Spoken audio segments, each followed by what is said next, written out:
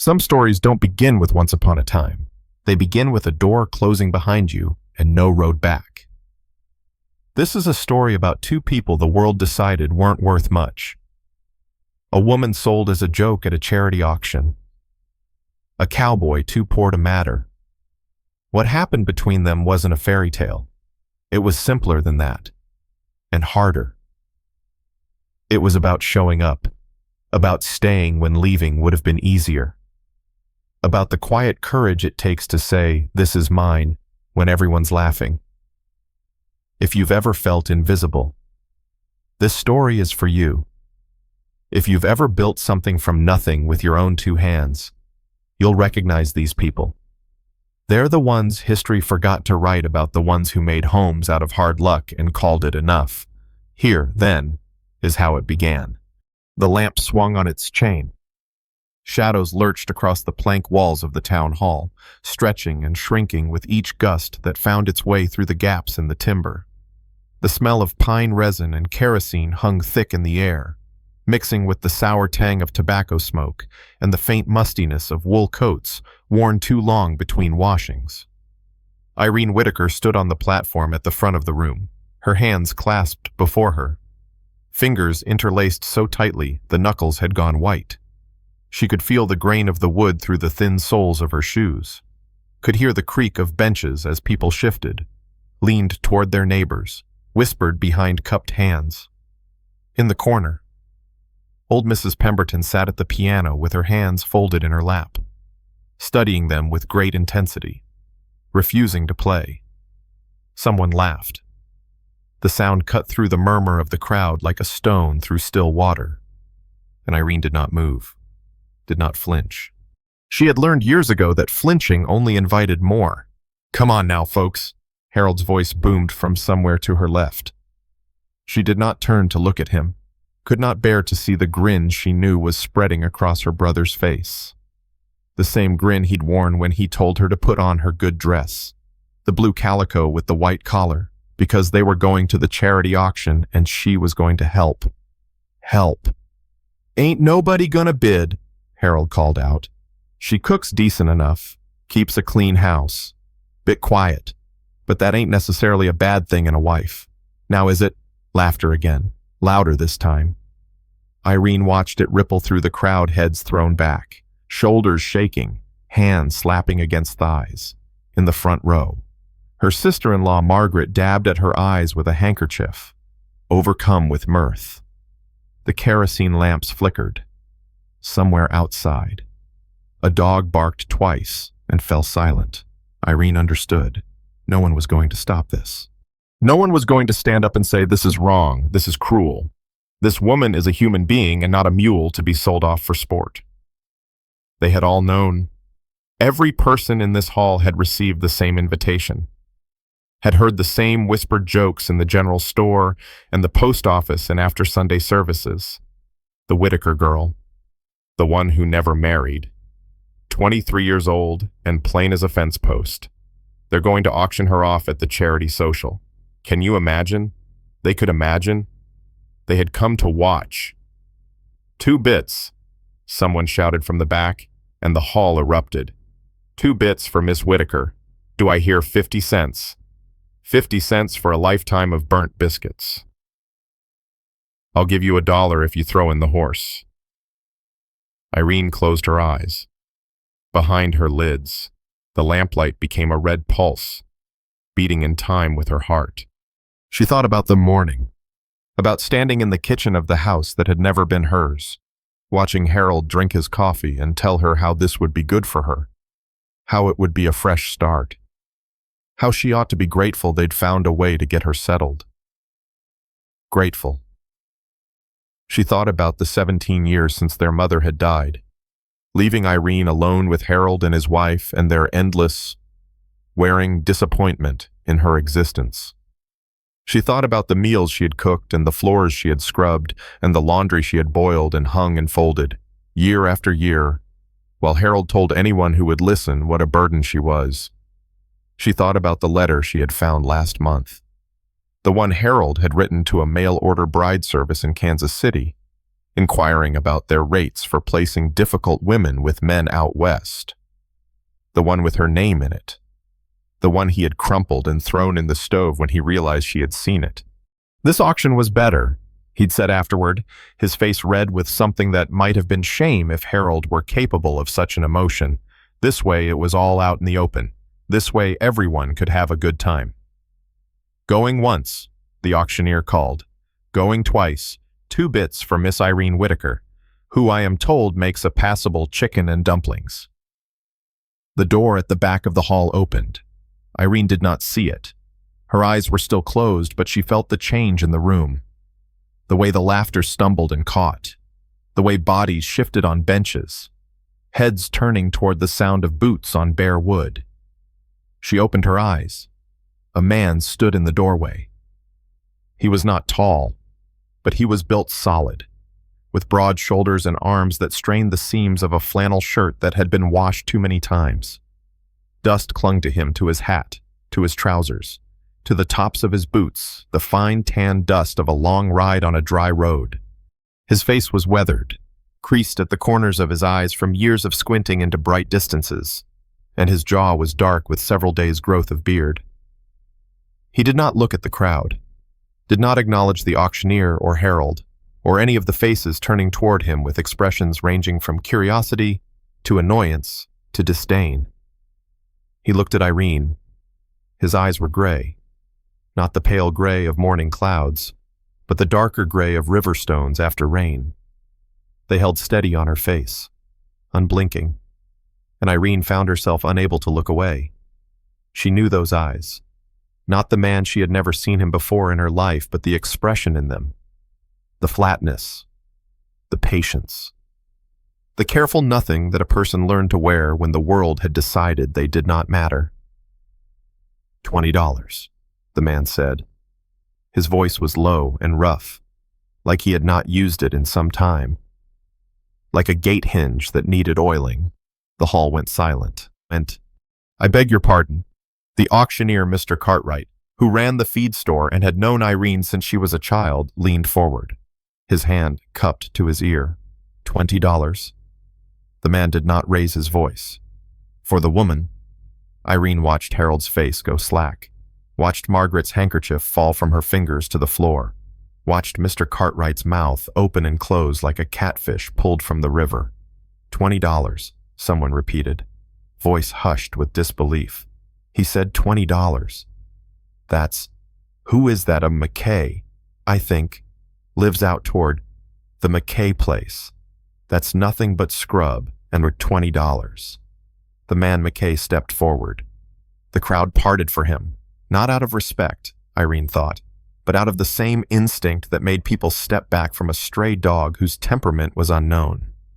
He walked down the center aisle between the benches, his boots loud in the silence, and did not stop until he stood before the platform. Up close. He looked older than she had first thought, 30, perhaps, or 35. There were threads of gray in the dark hair visible beneath the brim of his hat, and deep lines bracketed his mouth. His hands, hanging at his sides, were calloused and scarred, the hands of a man who had worked every day of his life and had the marks to prove it. $20, he said again, and this time he reached into his pocket and withdrew a fold of bills, counted out 4 $5 notes, and held them up for Mr. Cartwright to see. That enough to settle it. Harold found his voice. Now wait just a minute. Is it enough? McKay did not look at Harold. His eyes remained on the auctioneer. Mr. Cartwright glanced at Harold, glanced at Margaret, glanced at the crowd, who had gone from laughing to staring with the kind of hungry attention that folks usually saved for house fires and public hangings. The rules were clear, Mr. Cartwright said slowly, tugging at his collar. Highest bid takes... He caught himself, coughed. Wins the auction. This is ridiculous, Harold sputtered. This was supposed to be a joke, McKay finished. He still did not look at Harold. I know. Something in his voice made the room go even quieter, if such a thing were possible. Irene saw the men nearest to McKay shift back slightly, creating distance, the way you'd back away from a rattler you hadn't seen until you were too close. $20 is the bid, Mr. Cartwright said, and his voice had taken on the mechanical quality of a man who wanted very badly to be somewhere else. Going once, going twice. He brought his gavel down so quickly it was almost a blur. Sold. McKay climbed the 3 steps to the platform. Irene did not move. Could not move. She stood rooted to the spot as this stranger approached her, his expression unreadable, his gray eyes giving nothing away. He stopped an arm's length from her, close enough that she could smell the dust and sweat and leather of him, the faint scent of horse and sagebrush and open sky. Then McKay took off his hat. It was such a simple gesture, such an ordinary thing, a man removing his hat in the presence of a woman. The kind of thing her father had done without thinking, the kind of thing she had not seen in 17 years under Harold's roof. "Ma'am?" McKay said. "Sir?" Irene heard herself reply. "You got anything needs fetching, any belongings?" Irene thought about the small room at the back of Harold's house, the narrow bed with the quilt their mother had made, the trunk with her 2 other dresses, her hairbrush, the daguerreotype of her parents on their wedding day. "A trunk," she said. "At my brother's house. We can get it in the morning." McKay put his hat back on. "You ready to go?" Irene looked out at the crowd, at the faces she had known all her life, now frozen in expressions of shock and confusion and, in some cases, barely concealed outrage, at Harold, whose mouth was opening and closing without producing sound, at Margaret, who had gone pale as buttermilk. She looked back at McKay. "Yes," she said. "I'm ready." The wagon was small and weathered, its wooden sides scarred by years of hard use. A single horse stood in the traces, a big-boned bay mare whose coat had once been glossy, but was now dull with dust and age. The mare turned her head as they approached, her dark eyes soft and patient. McKay helped Irene up onto the seat. His hand was warm and rough against hers, his grip firm but careful. And he released her the moment she was settled. He climbed up beside her, gathered the reins, and clicked his tongue at the mare. The wagon lurched forward. They rode in silence through the streets of Dusty Creek. Irene watched the building slide past the general store with its barrels of pickles and crackers on the porch, the blacksmith's forge with its plume of gray smoke rising against the darkening sky, the white steeple of the church where she had sat every Sunday for 23 years and listened to sermons about charity and kindness and love. No one came out to watch them go. The street was empty, the windows dark. The edge of town came quickly. One moment there were buildings on either side, and the next there was only the road stretching out ahead. A pale ribbon of dust winding toward the distant hills, where the last light of day was fading from orange to purple, to the deep blue of coming night. McKay did not speak. Irene found that she did not mind the silence. It was different from the silences she had known in Harold's house, the pointed silences, the weighted silences, the silences that said, "You are not wanted here," louder than any words could have. This silence was simply quiet. The absence of speech. Nothing more. The smell of sage drifted on the cooling air, mixing with the dry sweetness of prairie grass and the faint mineral scent of dust. Somewhere in the distance, a coyote called one long, wavering note that made the mare's ears flick back and forth. Irene watched McKay from the corner of her eye. His hands on the reins were relaxed, his posture easy. He was not a handsome man, his features were too rough for that.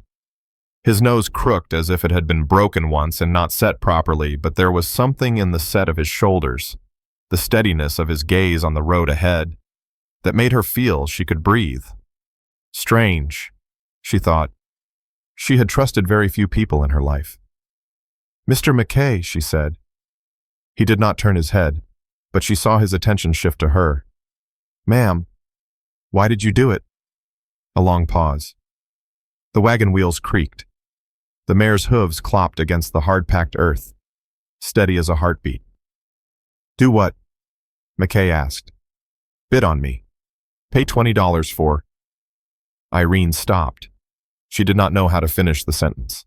For me, for a woman you've never met, for someone everyone in town considers a burden to be gotten rid of. Needed someone. McKay said, You were there. It was not much of an answer.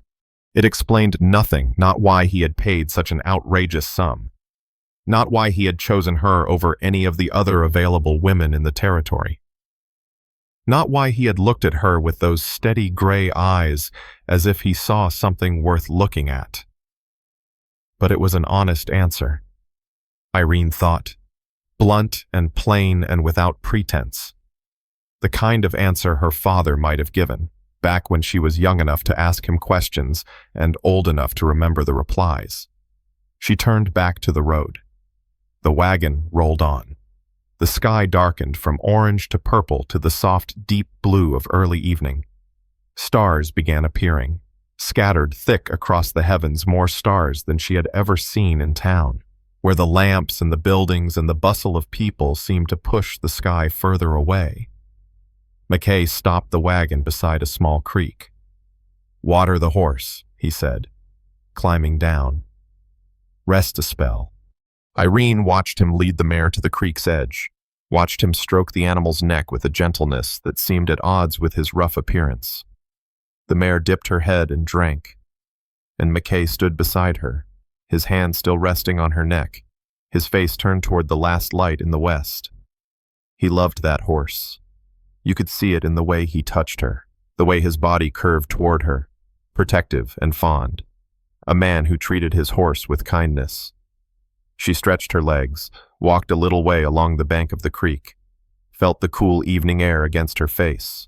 The smell of water and mud and growing things rose around her, clean and alive. How much farther? She asked. Few more miles. McKay was checking the mare's hooves, running his hand down each leg in turn, the way a man does when he's cared for animals all his life. Be there before full dark. Irene nodded. She stood by the creek and listened to the water running over the stones, watched the first fireflies beginning to blink in the tall grass on the opposite bank. Mr. McKay. He straightened, looked at her.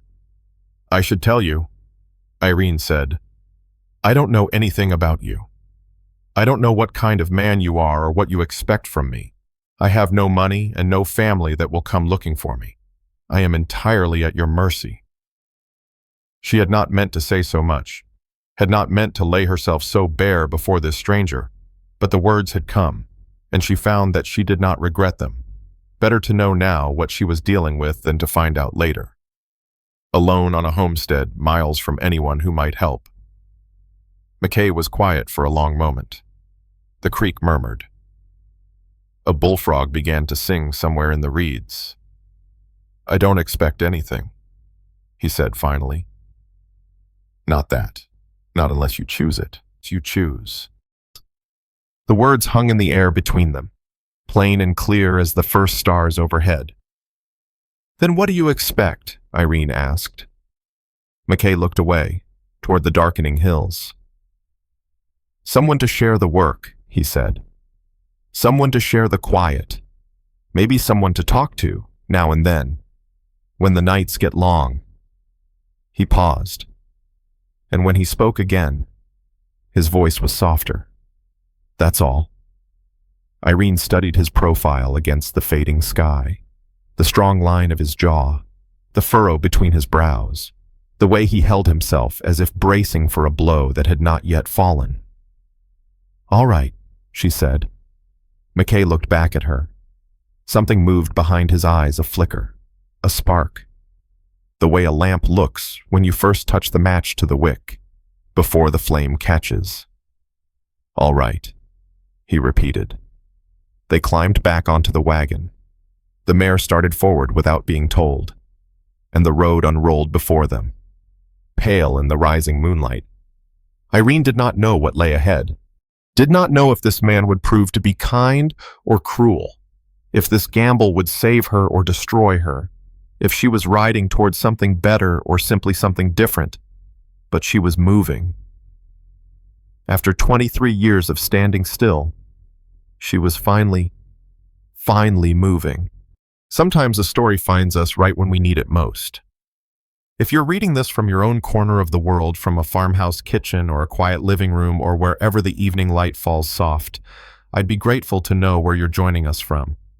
As the old folks used to say, good company makes the road shorter. The homestead appeared without warning. One moment, there was only the road, pale and winding under the half moon. The next, a fence post emerged from the darkness. Then another. Then a line of them marching away into the shadows like silent sentinels.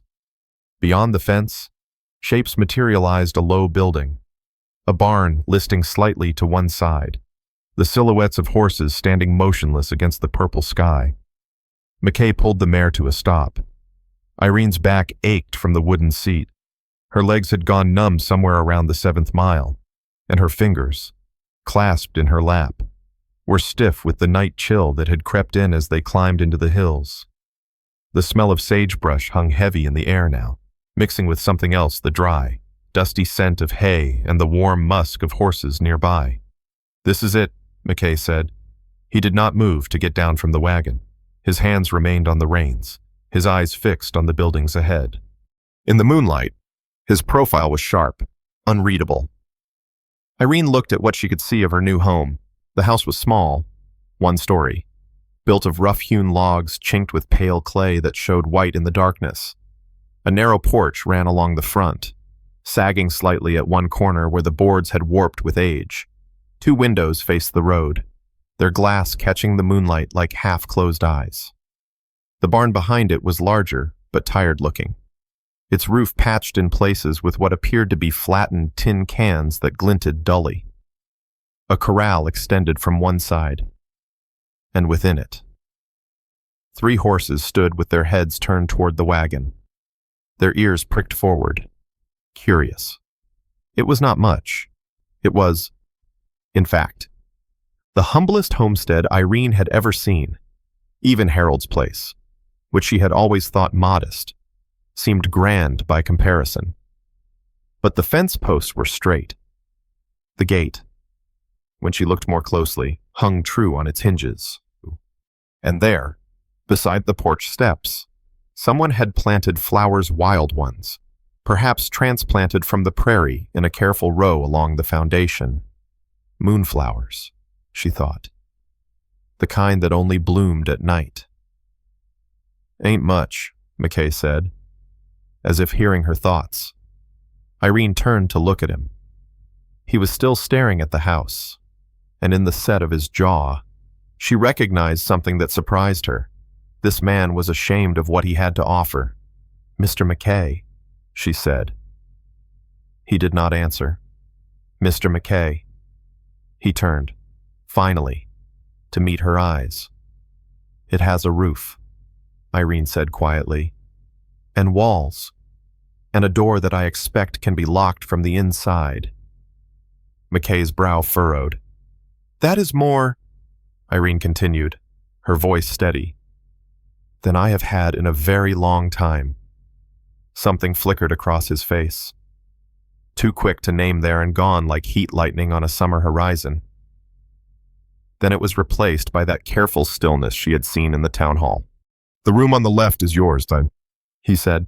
"I sleep in the barn." He climbed down from the wagon, came around to her side, offered his hand. Irene took it and stepped down onto ground that was hard and dry beneath her thin shoes. The earth smelled of dust and dried grass, and somewhere close by, a cricket began to sing. The horses in the corral had approached the fence. One of them, a gray mare with a dark muzzle, stretched her neck over the top rail and nickered softly. A sound like a question. McKay walked toward the house without looking back. Irene stood alone in the yard, the night air cool against her face, and watched his shadow disappear through the door.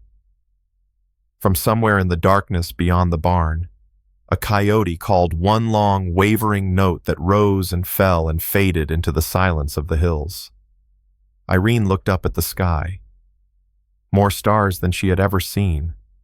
scattered thick as spilled flour across the black. She looked at the house. She looked at the window on the left, where a faint glow now flickered McKay, lighting a lamp for her. She looked at the road behind her, already invisible in the darkness, leading back to a town that had laughed while she stood on an auction block. Then she picked up her skirts and walked toward the porch. The door stood open, lamplight spilling out like an invitation. But what waited on the other side? Irene woke to the crow of a rooster. She lay still, her eyes open, her body rigid beneath the thin quilt. Gray light seeped through the window, and for a long moment she did not know where she was. The ceiling above her was rough-hewn timber, not the smooth plaster of the room she had slept in for 23 years. The mattress beneath her was corn husk, rustling with each breath.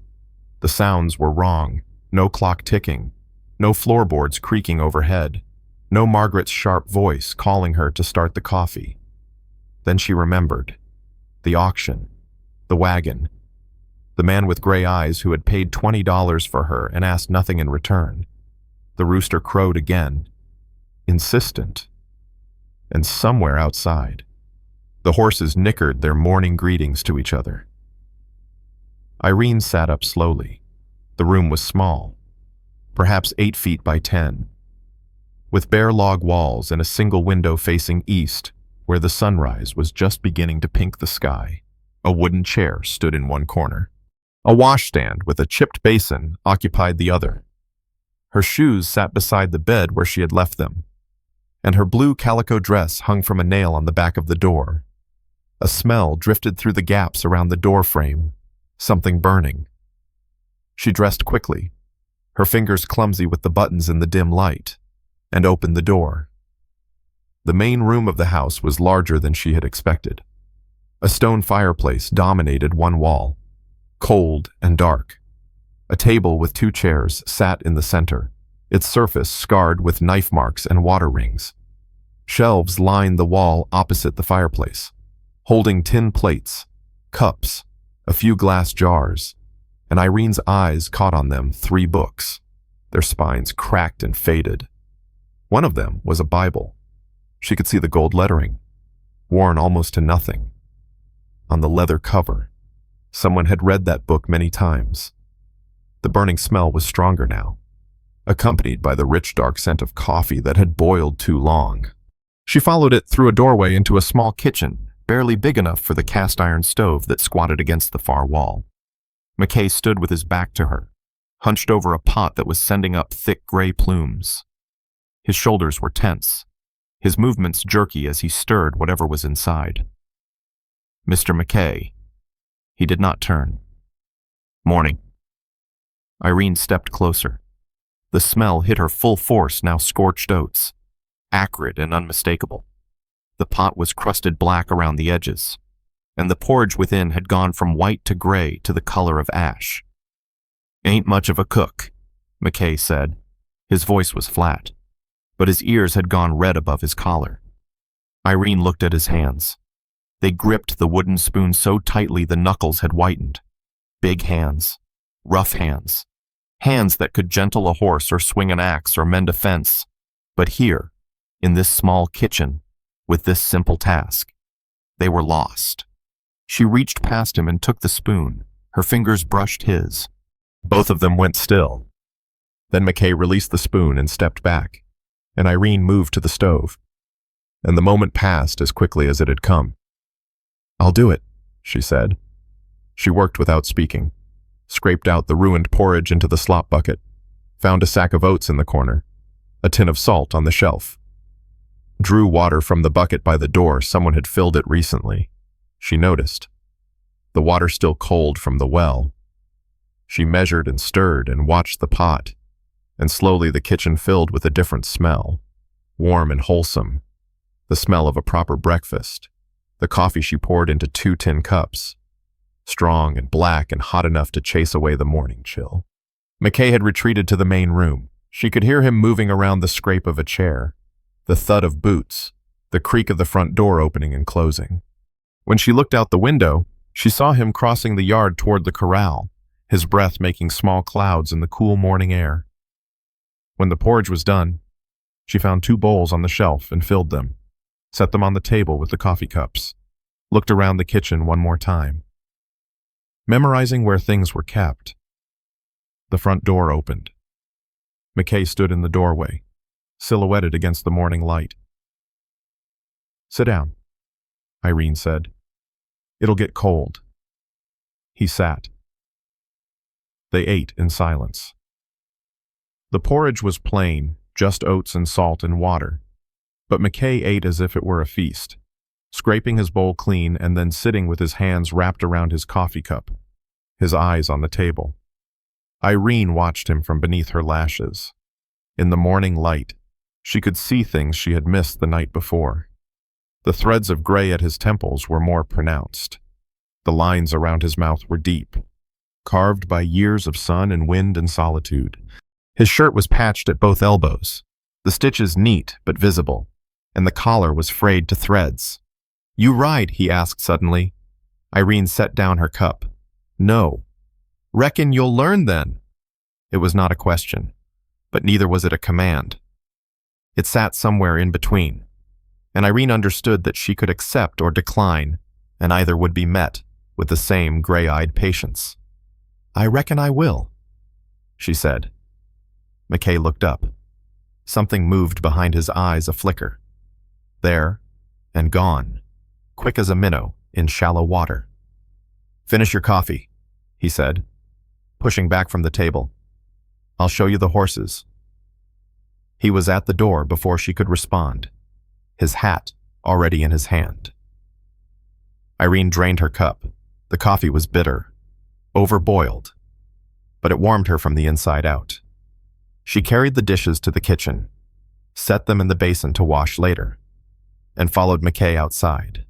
The morning sun was bright now, the air cool and clean and carrying the smell of sage and dust and something sweet wildflowers. Maybe. Blooming somewhere out of sight. The corral was to the right of the barn, and the 3 horses she had seen the night before were standing along the fence, their ears pricked toward the house. McKay opened the gate. He did not gesture for her to follow, but he left it wide.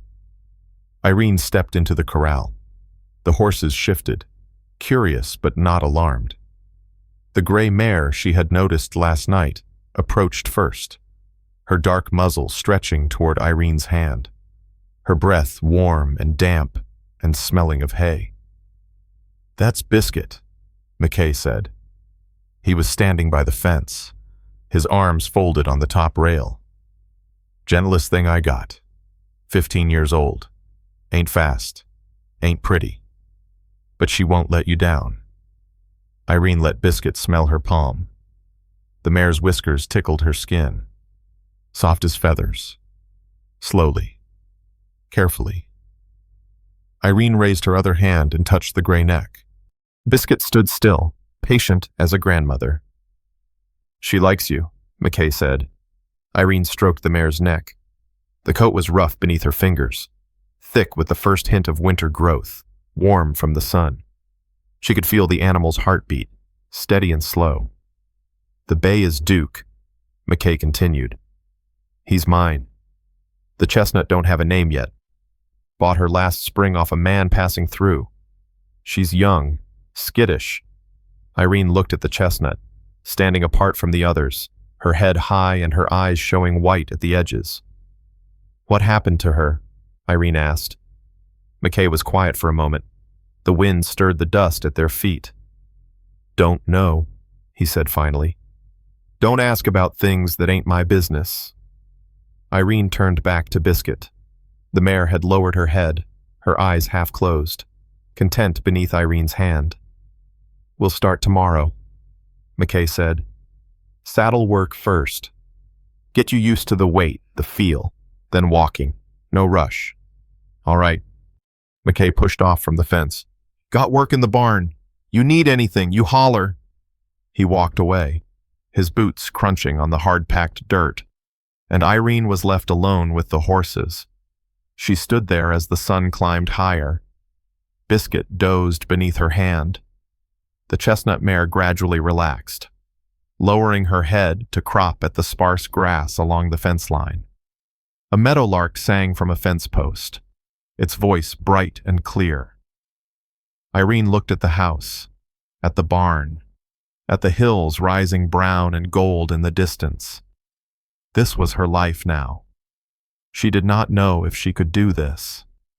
Did not know if she could learn to ride, to cook on a temperamental stove, to live in silence with a man who asked nothing and offered everything. But she was going to try. She gave Biscuit one last pat and turned toward the house. There was work to do, dishes to wash, floors to sweep, a kitchen to learn, and those 3 books on the shelf. One of them a Bible, worn soft from years of hands turning its pages. What kind of man kept a Bible like that in a place like this and read it alone? The ground came up fast. Irene hit the dirt shoulder first, the impact driving the air from her lungs in a single sharp gasp. Dust billowed around her, filling her nose and mouth, coating her tongue with the taste of dry earth. The sky wheeled overhead, blue and merciless, and for a long moment she could not move, could not breathe, could only lie there with her cheek pressed against the hard-packed ground and her body screaming. Biscuit stood 3 feet away, her head lowered, her dark eyes watching with what might have been concern or might have been mild curiosity. The mare's tail swished lazily at a fly. This was the 4th time. Irene's back throbbed where she had landed on a stone the 2nd fall. Her left hip ached from the 3rd. Her palms were scraped raw from trying to catch herself, and somewhere along the way, she had bitten her tongue hard enough to taste copper mixed with the dust. Boots appeared at the edge of her vision. McKay stood over her, his shadow falling across her face, blocking the afternoon sun. He did not crouch down, did not offer his hand, did not ask if she was hurt or suggest that perhaps they should stop for the day. "You done?" he asked. The words were flat. No mockery in them, no pity either. Just a question, plain and simple, waiting for an answer. Irene lay still. The sun beat down. A horsefly buzzed somewhere near her ear. Its drone loud in the silence. Her body begged her to stay down, to admit defeat, to accept that she was not made for this and never would be. She thought about Harold. She thought about the auction block. She thought about 23 years of standing still while the world moved around her, always waiting, always hoping, always believing that someday something would change if she just stayed quiet and small enough. Nothing changed unless you changed it. Irene rolled onto her side, pushed herself up onto her hands and knees, feeling the grit dig into her scraped palms. Stood, slowly, her legs trembling beneath her, her vision swimming at the edges. "Again," she said. McKay's expression did not change. But something shifted in his eyes, a flicker, there and gone, like sunlight glancing off water. He led Biscuit back to the mounting block. Irene climbed up. Her muscles screamed in protest. Her hip throbbed with each step, but she put her foot in the stirrup and swung her leg over and settled into the saddle. And this time, when Biscuit started walking, she did not fall. The mare's gait was gentle, a slow rocking motion that reminded Irene of being rocked in her mother's arms when she was small. Before the fever took her mother away, she gripped the saddle horn with both hands, her knuckles white, her thighs clenched against Biscuit's warm sides. "Relax your legs," McKay said. He was walking beside them, one hand resting lightly on Biscuit's neck. "You're telling her to go faster." Irene forced her muscles to loosen. The mare's pace steadied. "Better." McKay guided them in a wide circle around the corral. "Now let go of the horn." Irene's hands tightened. You fall," McKay said, his voice patient as the land itself. "Ground ain't going anywhere, but you can't ride holding on like that. Horse needs to feel you're with her, not fighting her." Irene looked down at her hands, at the white knuckles, the straining tendons, the desperate grip that was the only thing between her and another mouthful of dust. She let go. The world tilted. Her arms flew out to the sides, seeking balance that was not there. Biscuit's ears flicked back, sensing her rider's body tense. "Breathe," McKay said. Irene sucked in a breath, held it, let it out slowly. Biscuit kept walking. The rocking continued, steady and rhythmic. And gradually Irene's body began to find the pattern. Her hips moved with the mare's stride. Her spine loosened. Her arms lowered to her sides. "There," McKay said. "That's it." They circled the corral twice more, 3 times, 4. By the 5th circuit, Irene's hands hung relaxed at her sides, and she was no longer thinking about falling. She was thinking about the way the wind felt against her face, cool and clean and smelling of sage. The way the saddle leather creaked beneath her like an old rocking chair. The way Biscuit's mane rippled with each step, black and silver in the afternoon sun. McKay stopped them by the fence. "Enough for today," he said. "You did good." Irene slid down from the saddle. Her legs buckled the moment her feet touched the ground, and she grabbed the fence rail to keep from going down. Her arms shook, her back ached, but she was still standing. McKay pretended not to notice her struggling. He led Biscuit to the water trough, removed the saddle, brushed the mare down with quick, efficient strokes. Irene watched from the fence, her arms folded on the top rail, her chin resting on her forearms. The evening light had turned golden, slanting across the corral and painting everything in shades of amber and bronze. Somewhere in the distance, a mourning dove called, its voice soft and lonesome. "Mr. McKay." He glanced over his shoulder, the brush pausing on Biscuit's flank. "Where did you learn to ride?" He turned back to the mare. The brush moved in long sweeps, raising dust motes that floated in the golden light. "My pa," he said. "He had a gift with horses. Could gentle the meanest Mustang in a week. Taught me everything he knew." "How old were you when he passed?" The brush paused. 12. Irene did the arithmetic. If McKay was 35 and she thought he was close to that, then he had been alone for more than 20 years. Half his life spent on this land, with no one but the horses and the wind for company. "And your mother?" McKay's hand stilled on Biscuit's side. The mare turned her head, nuzzling his shoulder. 5 years later," he said. "Fever took her, winter of 72. Irene said nothing. There was nothing to say. She knew about loss, about the hollow space it left behind, about the way it shaped a person like water-shaped stones slowly, invisibly, until one day you looked up and realized you were not the same anymore. McKay finished brushing Biscuit and turned her loose in the corral. The mare ambled over to Duke and the chestnut, and the 3 of them stood together in the fading light, their tails swishing in unison. "What about you?" McKay asked. Irene straightened. He was standing by the gate now, his arms folded, his gray eyes on her face. "What about me? Your people? What happened to them?" The question hung in the air. Irene could refuse to answer.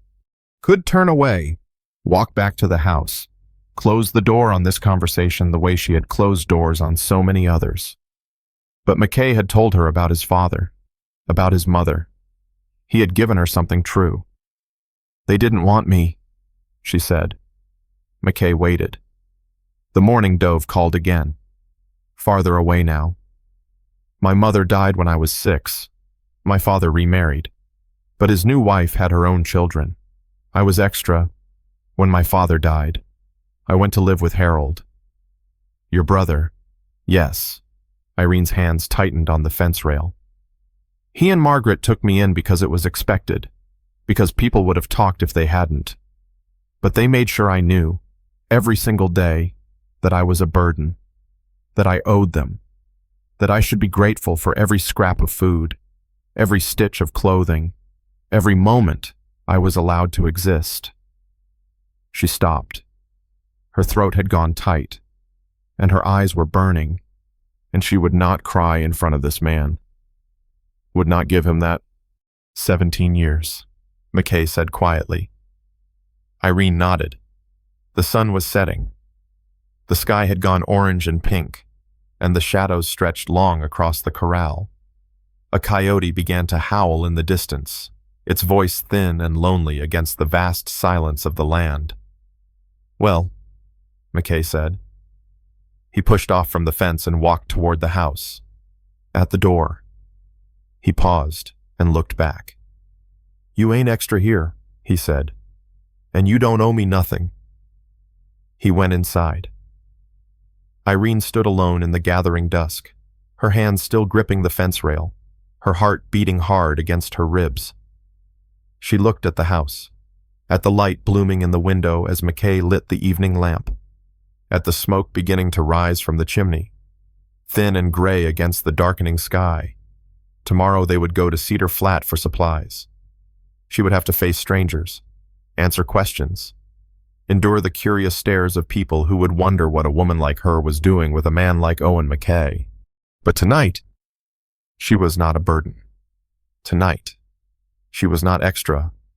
Tonight, for the first time in 17 years, someone had looked at her and seen something worth keeping. The realization settled into her bones, like warmth from a winter fire. And with it came another thought, sharper and more unsettling. She was starting to care what this man thought of her. She was starting to care about him. And that, Irene knew, was the most dangerous thing of all. The wagon rattled into Cedar Flat just past noon.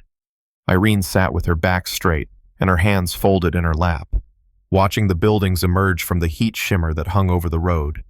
A general store with a wide porch and rocking chairs out front. A blacksmith's forge belching gray smoke that smelled of hot iron and coal. A small church with a crooked steeple and a bell that had gone green with age. The town was smaller than Dusty Creek, rougher around the edges. But the people on the wooden sidewalks turned to stare with the same hungry curiosity she had known all her life. McKay guided the wagon to a hitching post in front of the general store and set the brake. The mare shook her head, jingling the harness, and stamped one hoof against the packed dirt. Won't be long, he said. Just flour, salt, coffee. Maybe some nails if they got them. Irene nodded. She did not offer to stay with the wagon.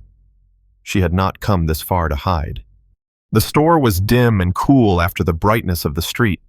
Barrels of crackers and pickles lined one wall, their briny smell mixing with the sweet scent of molasses and the dusty odor of fabric bolts stacked near the window. A glass case held penny candy, bright reds and yellows catching the light from the open door. Behind the counter, a thin man with spectacles perched on his nose looked up from a ledger. His eyes moved from McKay to Irene and back again. Help you. Flour, McKay said.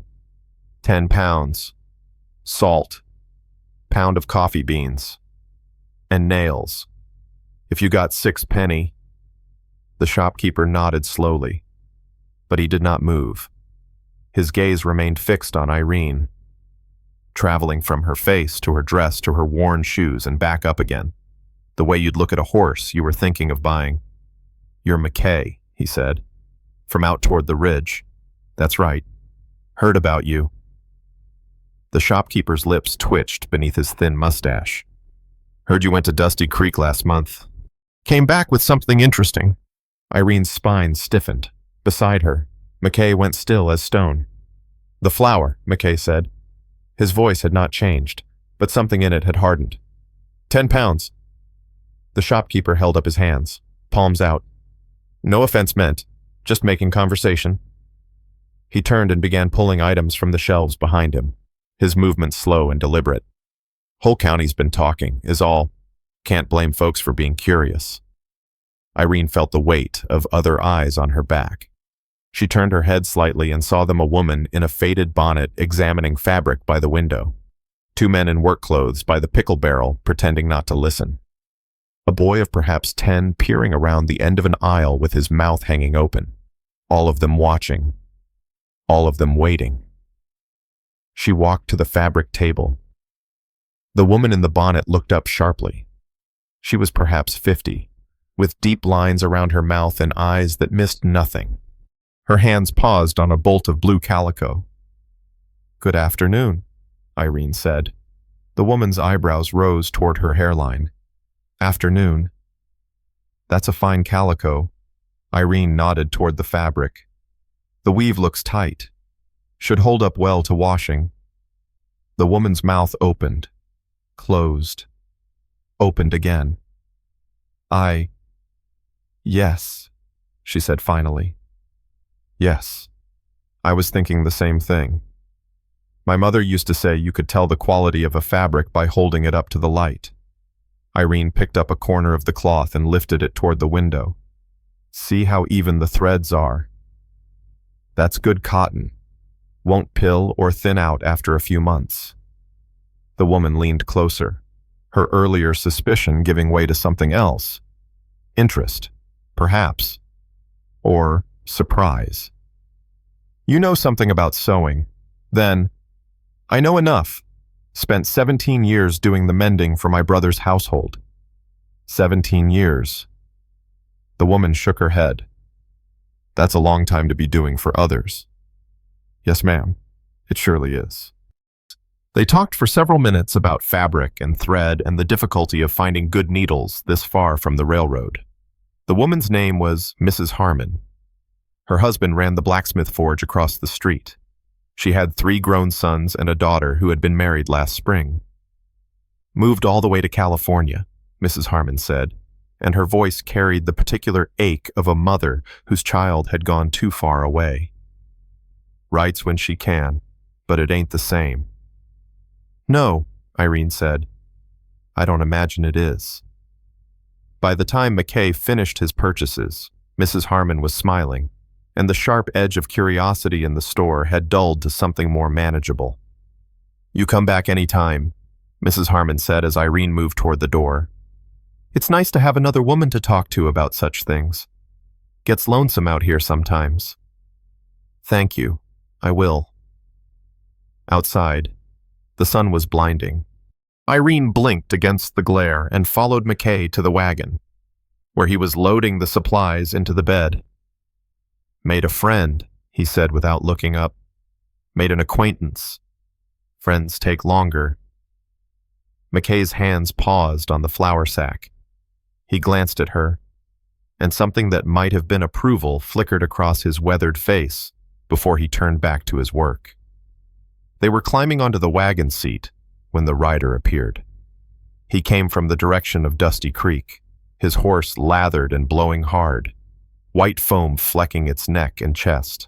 The rider's face was red beneath the brim of his hat, red with exertion and something else, something that made Irene's stomach clench before she even recognized him. Harold. Her brother pulled his horse to a stop beside the wagon, so close that the animal's shoulder nearly brushed the mare's flank. Dust swirled around them, coating Irene's dress, stinging her eyes. "There you are," Harold said. His chest heaved. His eyes, when they found hers, were bright with fury. "Whole county's talking. Do you have any idea what you've done?" Irene's hands tightened in her lap. "Good afternoon, Harold." "Don't you good afternoon me." Harold's horse danced sideways, picking up on its rider's agitation, its hooves clattering on the hard-packed street. "You've made fools of us all. Margaret can barely show her face in church. People are saying—" He stopped, his jaw working like he was chewing something bitter. "They're saying you actually went through with it, that you're living out there with this... Careful," McKay said quietly. Harold's head snapped toward him. "You stay out of this. This is family business." "She's on my wagon. That makes it my business." The two men stared at each other. Harold was taller, broader, better fed. His clothes were newer, his horse finer, his whole bearing that of a man who had never doubted his place in the world. But something in McKay's stillness, in the flat calm of his gray eyes, made Harold's horse take another step back. "Irene." Harold turned to her. his voice dropping. "This has gone far enough. Come home. We'll forget this whole foolishness ever happened. Tell people you were visiting a sick relative. Something like that. Anything." Irene looked at her brother. She saw the man who had sold her like livestock. The man who had laughed while she stood on that platform. The man who had written to a mail-order service because he could not be bothered to treat her like a human being. "No," she said. Harold's face went purple. "What did you say?" "I said no."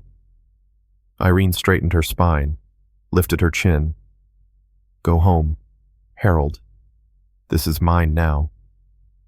The words hung in the air between them, on the sidewalk. People had stopped to watch.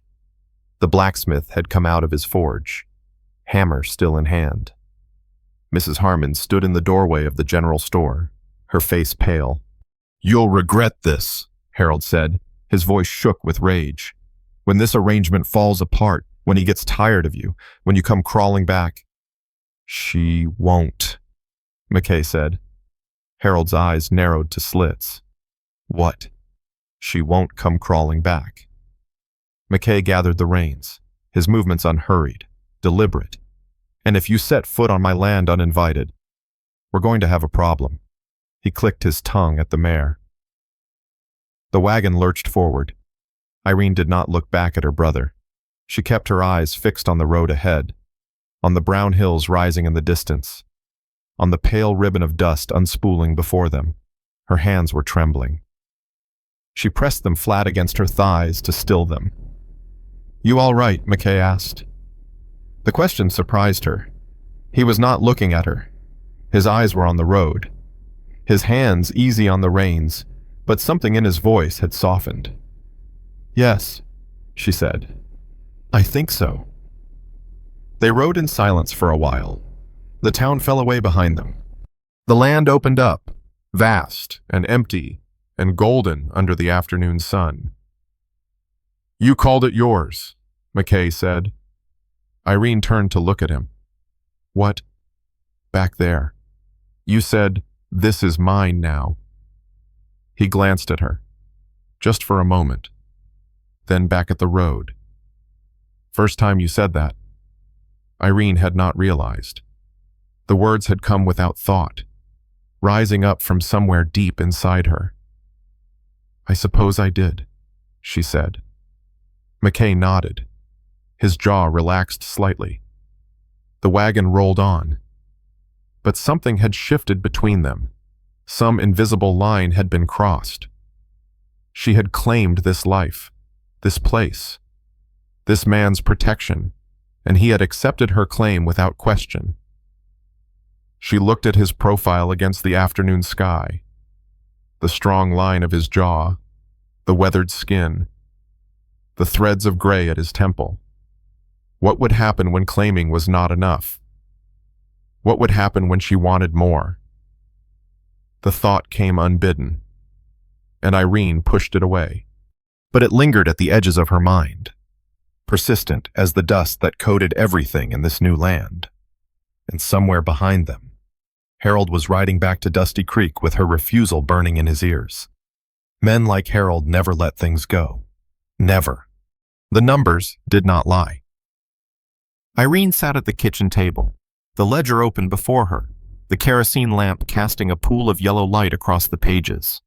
The flame flickered with each small draft that found its way through the gaps in the window frame, making the shadows dance on the rough log walls. Outside, the night had gone full dark, and the only sounds were the crackle of the fire in the stove and the scratch of her pen nib against the paper. Her finger traced down the column of figures, tallying income against expenses, and with each line the truth became clearer. They were losing money. The horse sale last week had brought in $45 for 3 animals, good money. She had thought at the time.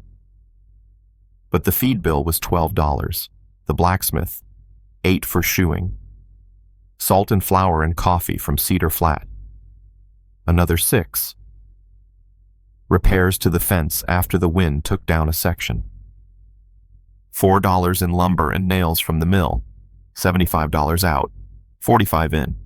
Irene turned back through the pages, the paper soft and worn beneath her fingers. The pattern repeated. Month after month, year after year. Small losses that accumulated like sand in an hourglass, invisible until suddenly you realized how much had slipped away. The front door opened. Cold air rushed in, carrying the smell of hay and horse sweat and the sharp, clean scent of the October night. McKay came through, his boots heavy on the plank floor, and stopped when he saw her at the table. His eyes moved from her face to the ledger and back again. "You're up late," he said. "Couldn't sleep." Irene pushed the ledger toward the empty chair across from her. "Sit down. We need to talk." McKay hesitated. His hand went to his hat, pulled it off, hung it on the peg by the door. Then he crossed the room and lowered himself into the chair. His hands, rough and scarred, rested flat on the table's surface. Irene turned the ledger so he could see the figures. The numbers don't lie. Owen. It was the first time she had used his given name. The sound of it felt strange on her tongue, too familiar, too intimate. But there was no taking it back now. "We're losing money. Every month, more goes out than comes in." McKay stared at the page. His jaw tightened, the muscle bunching beneath the weathered skin. "I know," he said. "You know." Been knowing for years. He leaned back in his chair, the wood creaking beneath his weight, and his eyes moved to the window, to the darkness beyond. "Pa left me this land. Wasn't much then. Ain't much now. The horses." He shook his head. "They're getting old. Can't nobody pay good money for an old horse. And the land's too thin for crops, too dry for cattle. About all it's good for is holding the world together." Irene studied his profile in the lamplight. The resignation there, bone deep and old. This was a man who had watched his inheritance crumble year by year, powerless to stop it. "There might be another way," she said. McKay turned back to her. "Chickens." Irene pulled a scrap of paper from her apron pocket, covered in her own neat handwriting. "I've been thinking on it. Chickens are cheap to buy, cheap to feed. They don't need much space. And eggs sell steady. Every family needs eggs. Every baker, every boarding house, every restaurant in Cedar Flat." McKay's brow furrowed. "Chickens. Hear me out." Irene leaned forward, her palms flat on the table. "Start small. A dozen hens, maybe 15. Build a coop out of scrap lumber. There's plenty in the barn that could be used. Feed them kitchen scraps and whatever grain we can spare. In a few months, they'll be laying. We take the eggs to market every week. It ain't much money, but it's steady money. And steady is what we need." McKay was quiet for a long moment. His eyes moved from her face to the paper in her hand, to the ledger open on the table. The lamp flame guttered, sending shadows skittering across the ceiling. "You figured all this out yourself." "My mother taught me numbers before she passed." Irene swallowed against the sudden tightness in her throat. "She used to say that money was like water. If you didn't watch where it went, it would find its own way out. But if you channeled it right, it could make things grow." McKay picked up the paper. His lips moved silently as he read through her calculations. Cost of hens, cost of feed, estimated egg production, potential revenue at market prices. The fire popped in the stove, sending up a shower of sparks that glowed briefly and died. "This could work," he said slowly. "It could." He set the paper down, looked at her. "Nobody's ever." He stopped, started again. "I've been doing this alone for a long time, making decisions alone, getting it wrong alone. You're not alone now." The words hung in the air between them. The lamp flame steadied.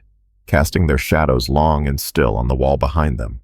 Outside, an owl called, its voice low and hollow in the darkness. McKay's hand moved across the table, stopped an inch from hers. Irene looked down at the space between them, at his fingers, calloused and scarred from years of work, at her own hand, smaller, softer, but beginning to roughen at the edges from weeks of new labor. She did not reach for him. He did not reach for her. But the space between them felt different now, charged with something unspoken. "All right," he said. "We try it your way." Irene looked up. His gray eyes held hers, steady and serious in the lamplight. "I should get some sleep," she said. Her voice came out strange, slightly breathless. "Early morning tomorrow." "Yeah." McKay pulled his hand back, stood, the chair scraped against the floor. "Yeah, me too." He moved toward the door, paused with his hand on the latch. "Irene." She looked up. "Thank you," he said, "for caring enough to look." Then he was gone, the door closing softly behind him, his boots crunching on the gravel path that led to the barn.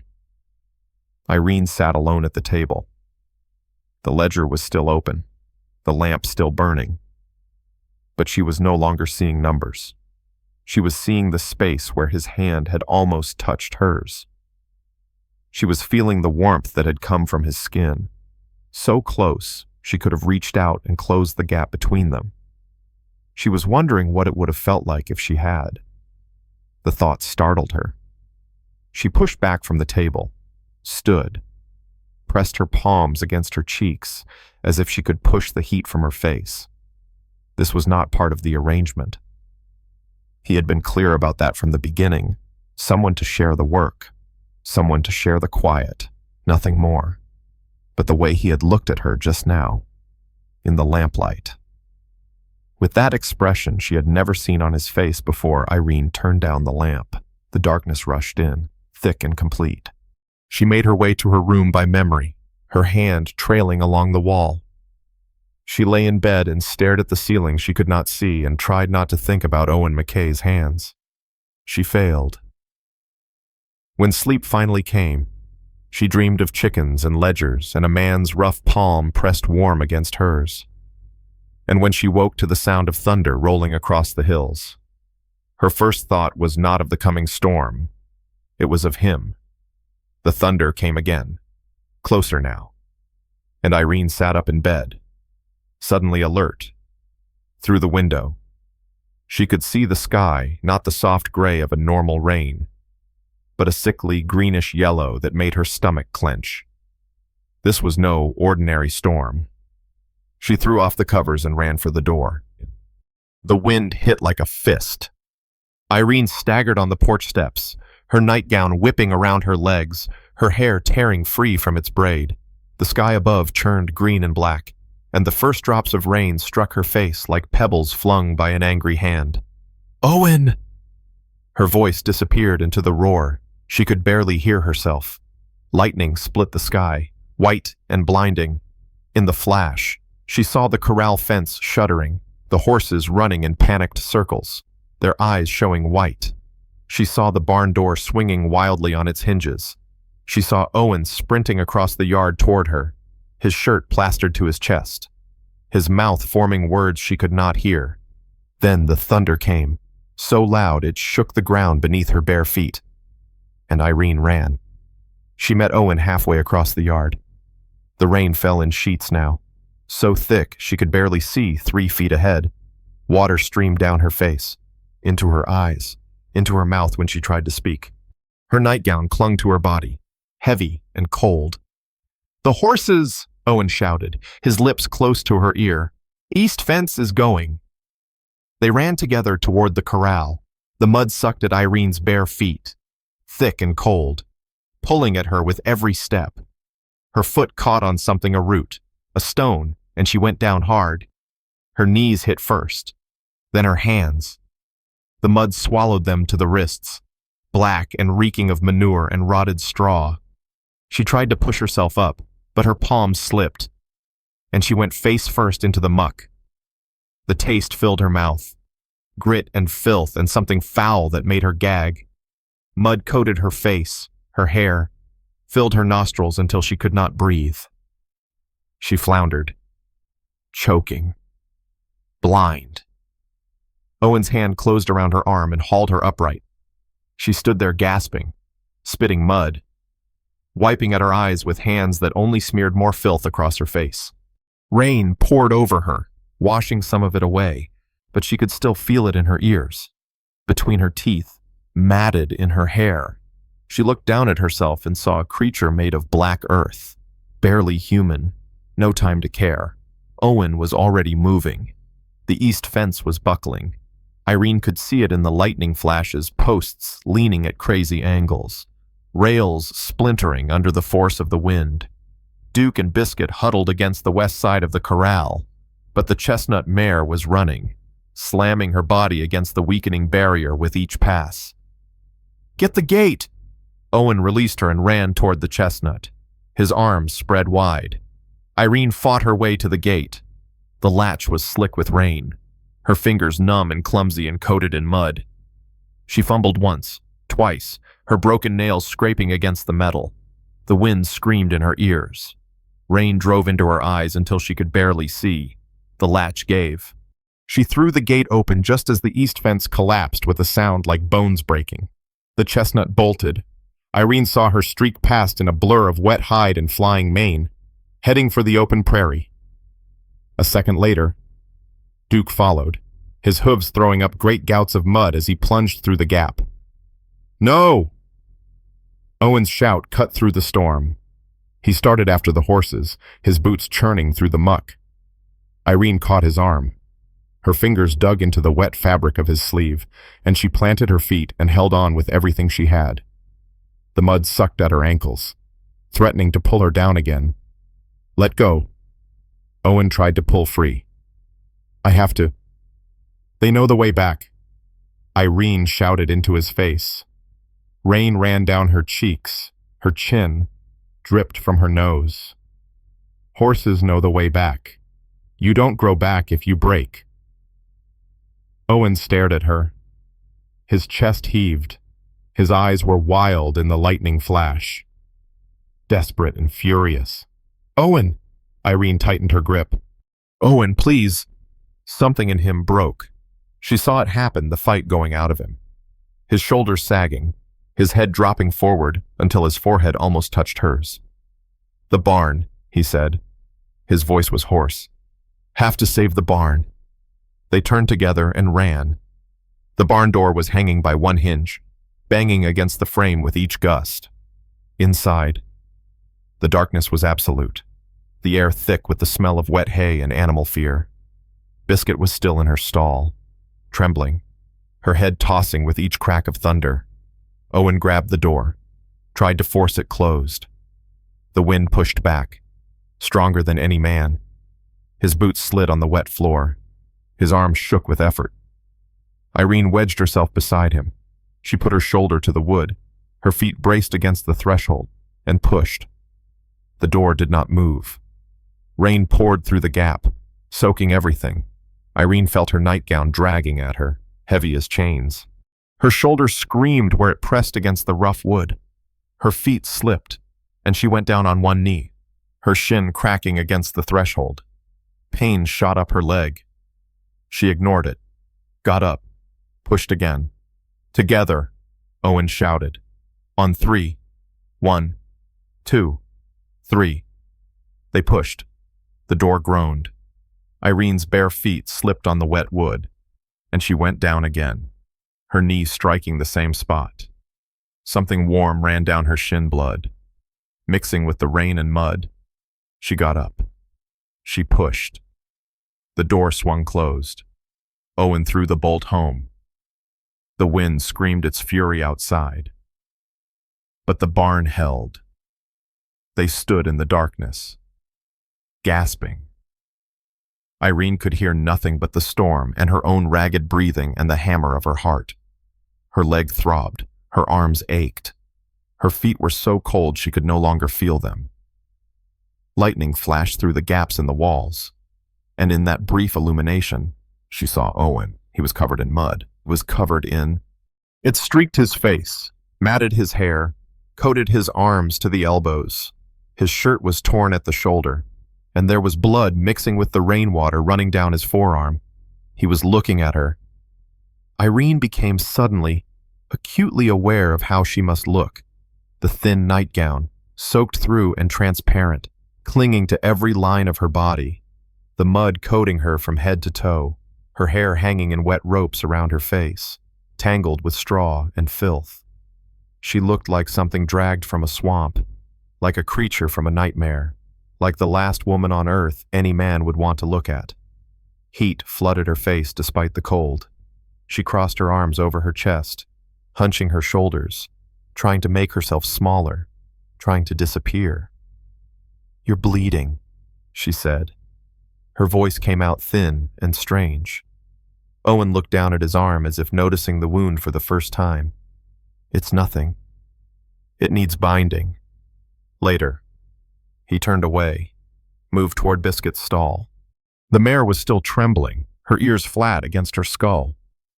Owen reached over the gate and laid his hand on her neck, murmuring words Irene could not hear.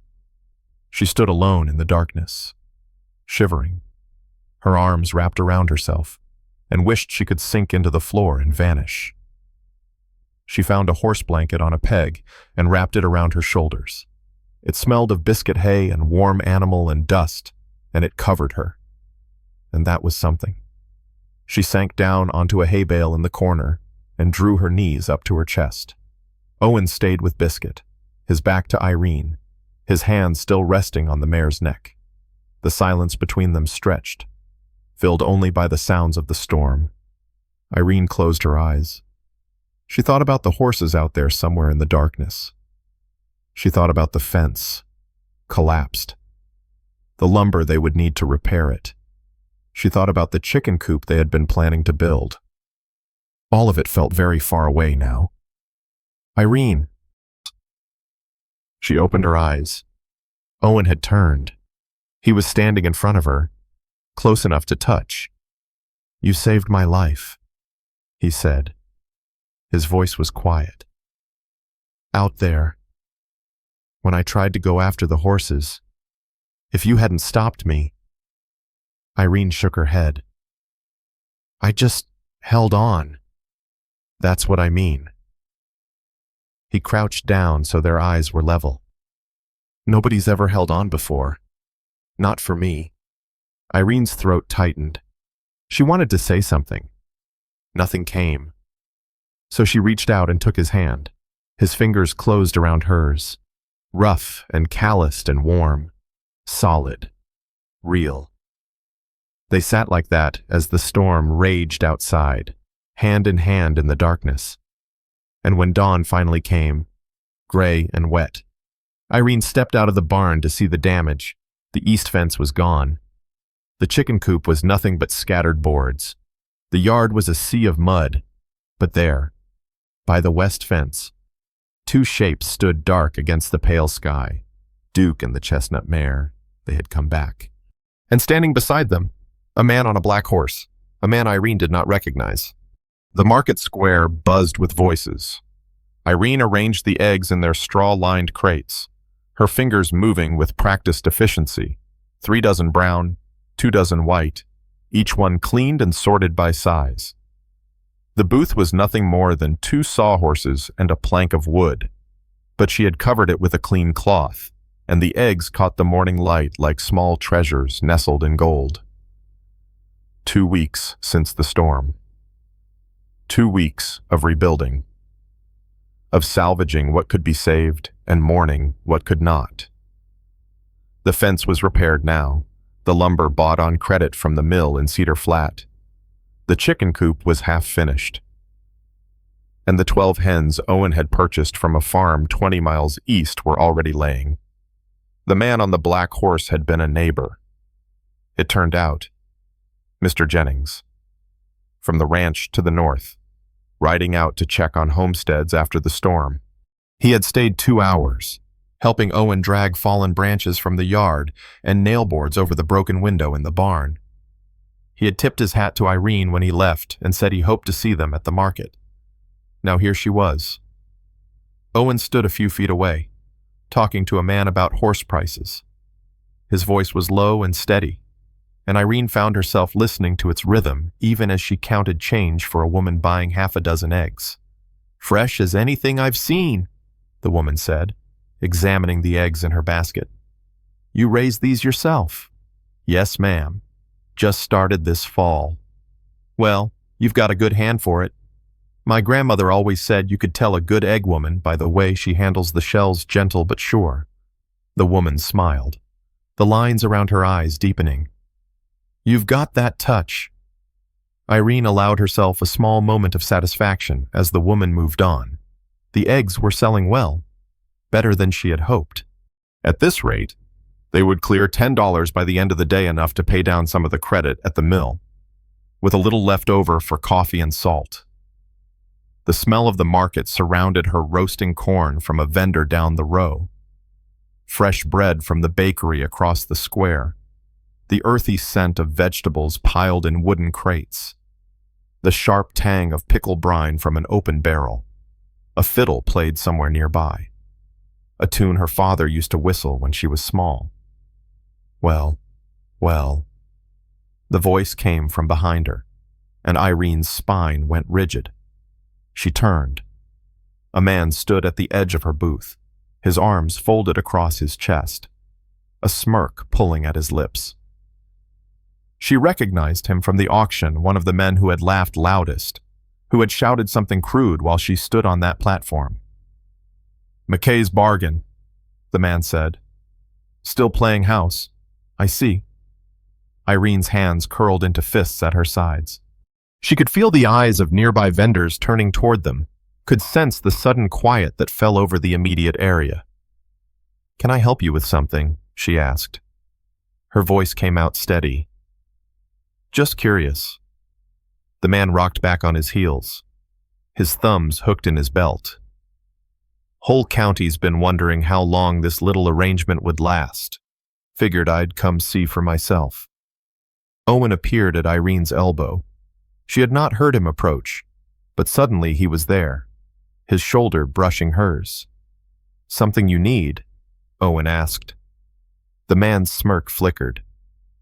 "Just making conversation. McKay. No need to get riled." "Then make it somewhere else." The two men stared at each other. The market noise seemed to fade. A child laughed somewhere, and the sound seemed to come from very far away. The man laughed a short, ugly sound. "Touchy. Ain't you reckon I would be too, if I had to pay $20 for what most men get for free?" Owen's hands clenched. Irene saw the muscles in his jaw tighten. She stepped forward. "Mr." Her voice cut through the tension. "I don't know your name, and I don't care to learn it, but I do know this. I am selling eggs. Good eggs. From healthy hens. At a fair price. If you want to buy some, I'll be happy to take your money. If you want to stand there running your mouth, I'll ask you to do it somewhere that ain't blocking my customers." The man's smirk vanished. His face reddened. "You got some nerve, woman." "I've got eggs," Irene said, "and a line forming behind you." The man's eyes flicked to Owen, then back to Irene. For a long moment, nobody moved. The fiddle music had stopped. Then the man spat on the ground, not at her, but close enough, and walked away. Irene's hands were shaking. She pressed them flat against the plank table. "You all right?" Owen asked quietly. "Fine. You handled that well." "Did I?" Irene laughed, a strange, breathless sound. "Thought I was going to be sick." Owen's hand touched her back just for a moment, just the briefest brush of his fingers against her spine, and then it was gone. "You did good, he said. "Real good." The market continued around them. Customers came and went. The eggs sold steadily, and by noon, the crates were nearly empty. Irene was counting the day's take $11.37, more than she had dared hope when she heard a voice she knew. "Irene!" She looked up. Margaret stood at the edge of the booth, her face pale beneath her bonnet. Harold was nowhere in sight. "Margaret," Irene's voice came out flat. "What are you doing here?" "I came to—" Margaret stopped, her hands twisted in the fabric of her skirt, the knuckles white. "I came to see you." "Why?" "Because I owe you an apology." Irene stared at her sister-in-law, the woman who had laughed at the auction, who had dabbed at her eyes with a handkerchief while Irene stood on that platform. "Do you—" Irene said. "Yes." Margaret's chin lifted, but her lower lip trembled. "What we did, what Harold did, what I let him do, it was wrong. I knew it was wrong when we planned it. I knew it was wrong when we did it. And I've known it every day since." "Then why did you do it?" "Because I was tired." The words came out in a rush. "Tired of having another woman in my house. Tired of Harold complaining. Tired of—" She stopped, pressed her lips together. "Tired of me." Irene finished. "Yes." Margaret's voice dropped to a whisper. "I was tired of you. And I wanted you gone. And I didn't care how it happened. And I am sorry. I am so sorry. Irene." The market noise faded. Irene was aware of Owen standing nearby, but she could not look away from Margaret's face, from the tears sliding down her cheeks. "Sorry doesn't fix it," Irene said. "I know. Sorry doesn't give me back 17 years. I know. Sorry doesn't—" Irene's voice cracked. She pressed her hand to her mouth. Margaret reached out not to touch her, but to place something on the table between them. A small bundle wrapped in faded cloth. "Your mother's quilt," Margaret said. "The one you had to leave behind. I thought you might want it." Irene stared at the bundle. Her hands moved without her permission, unwrapping the cloth, revealing the familiar pattern of blue and white squares. The tiny stitches her mother had made so many years ago. She had thought it was gone forever.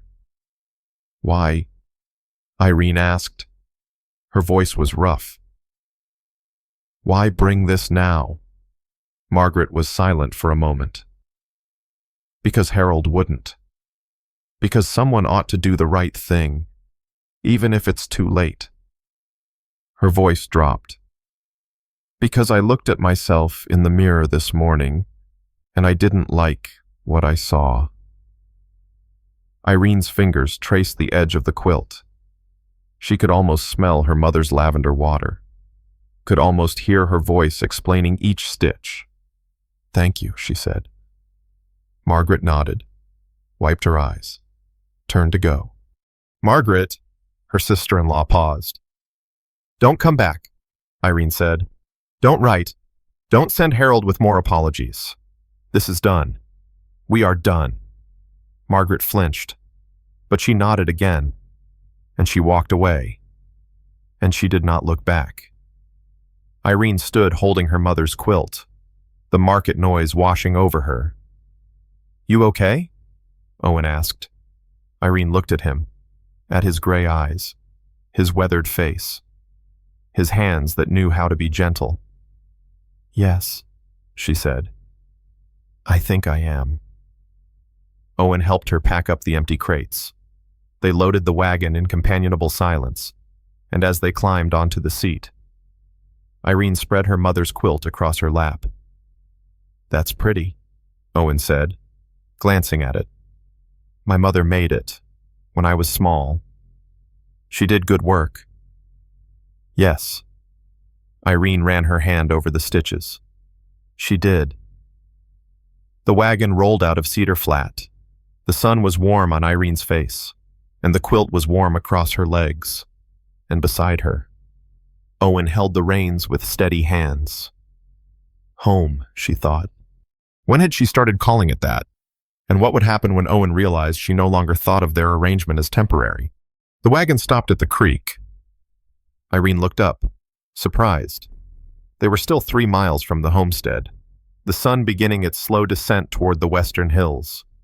The water ran shallow and clear over smooth stones, catching the late afternoon light and scattering it like handfuls of gold coins.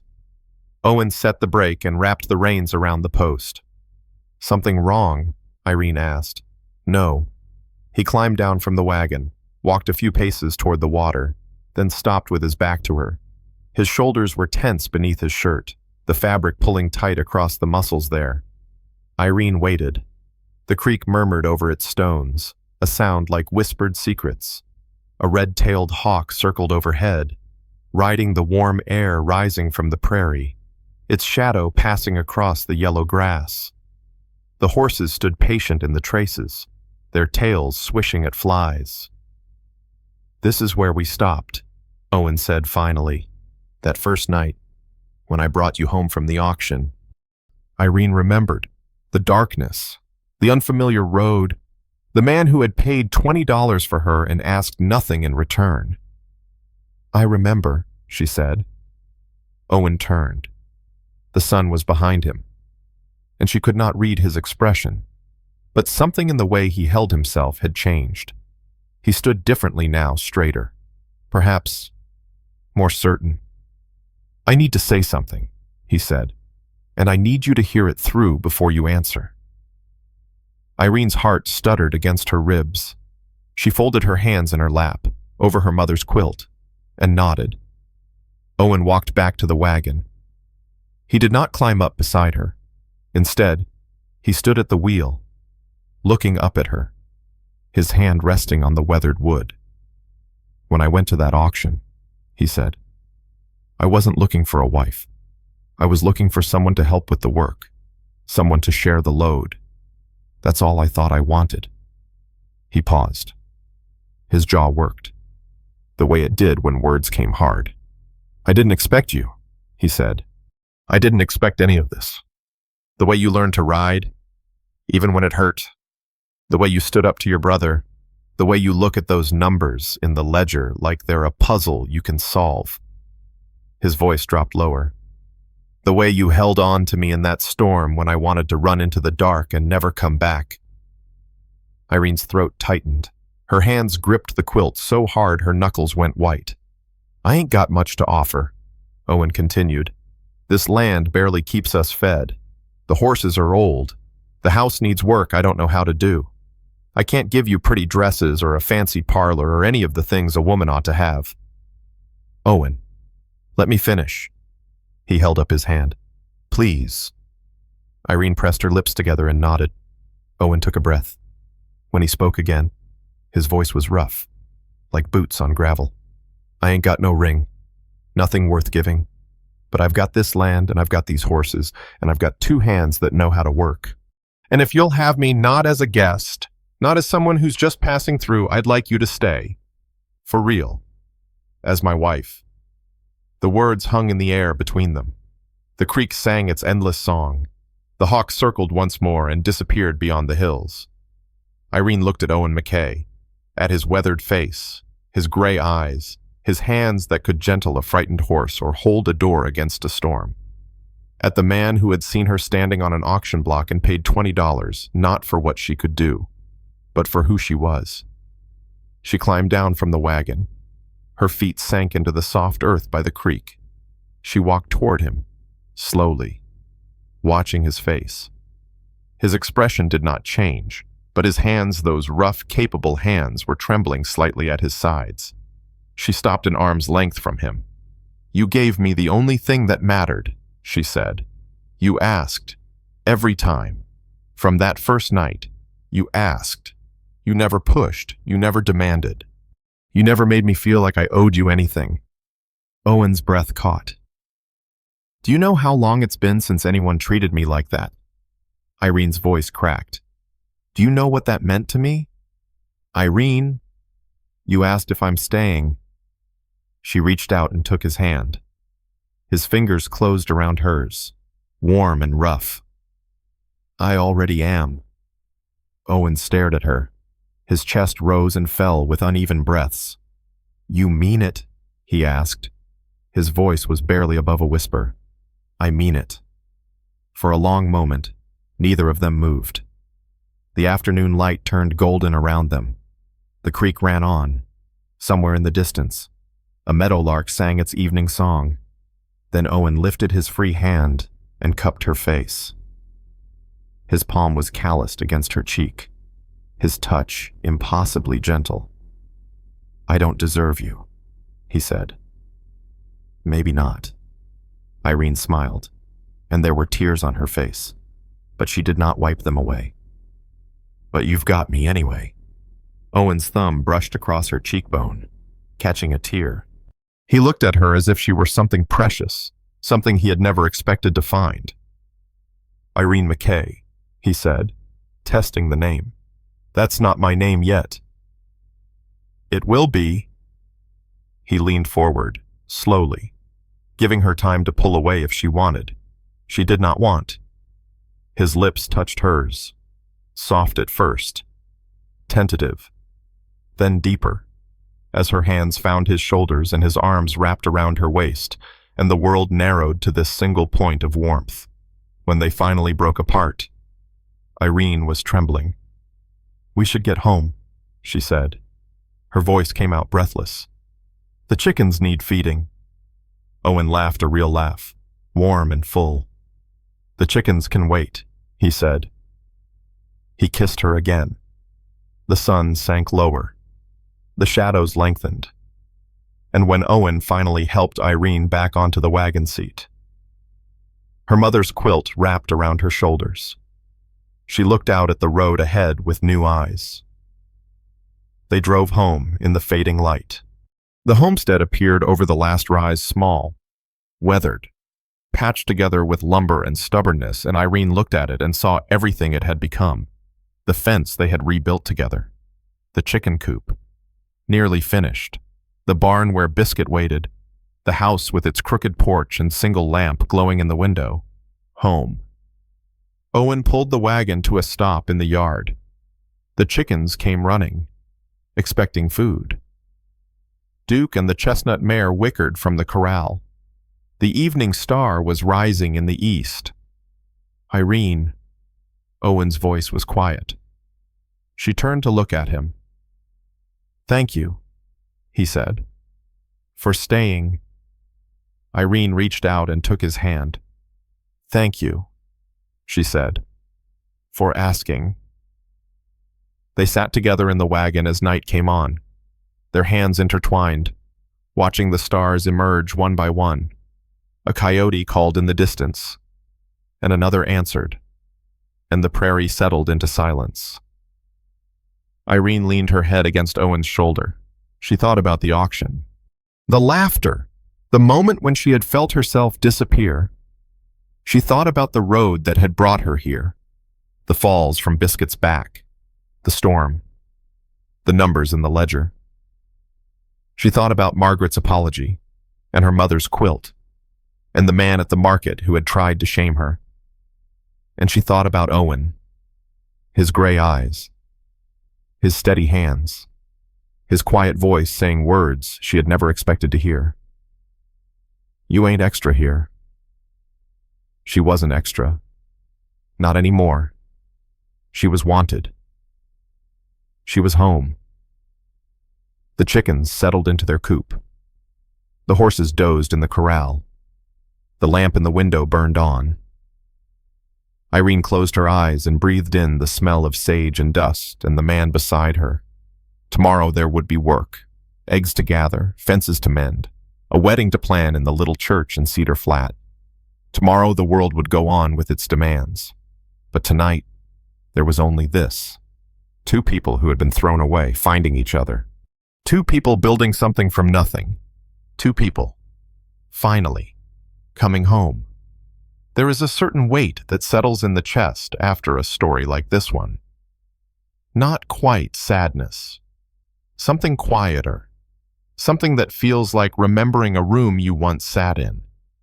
A voice you once knew. A time when you too were waiting for someone to see you. Many of us have stood in that room. Some of us have carried the word burden so long it wore grooves into our shoulders, and we forgot it was placed there by someone else. Perhaps you have known what it is to love without being recognized for it, to work without thanks, to wonder if anyone would notice if you simply stopped showing up one day. These feelings do not require explaining tonight. They do not need to be tidied up or made sense of or turned into something useful. They are simply what remains after the telling, the way dust motes hang in the air after a door has closed, the way the smell of coffee lingers in a kitchen long after the pot has gone cold. It is all right to let this story rest now. It is all right to carry it lightly, or to set it down, or to let it find its own place somewhere between your heartbeats and your breathing. Thank you for being here. Thank you for staying until the end.